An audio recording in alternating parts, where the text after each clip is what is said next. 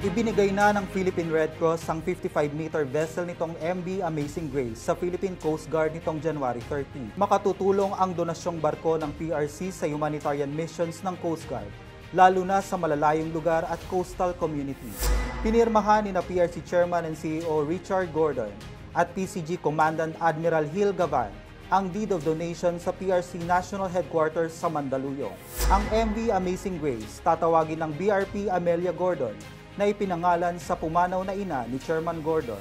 63 taong Red Cross volunteer at philanthropist si Ginang Amelia na pinarangalan ng Pearl S. Buck International Woman of the Year Award noong 2002 dahil sa kanyang debosyon sa children's adoption at humanitarian work. Kahanay niya ang mga prominenteng awardees gaya ni Hillary Clinton, pilantropong si Audrey Hepburn at yumaong presidente Corazon Aquino.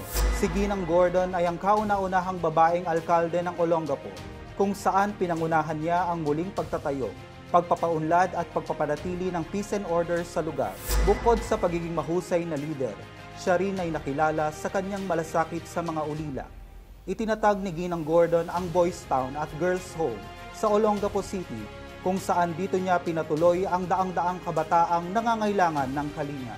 Si Ginang Gordon rin ang nagtatag ng Olongapo chapter ng Philippine Red Cross na kanyang pinagsilbihan bilang leader at volunteer sa loob ng 63 taon. Sa ilalim ng kanyang pamumuno sa PRC Olongapo chapter, naitaguyod niya ng mahusay ang organisasyon. Nanatili siyang inspirasyon ng maraming staff at volunteer na ipagpatuloy ang kanilang misyon na tumulong sa mga nangangailangan. Nagkaroon ng malaking impluwensya sa paglilingkod si Ginang Amelia sa kanyang anak na si Chairman Gordon at ipagpatuloy ang advokasiyang public service. Sa kanyang talumpati, binigyang diin ni Chairman Gordon ang mga prinsipyong gumagabay sa kanilang mga hakbang sa PRC.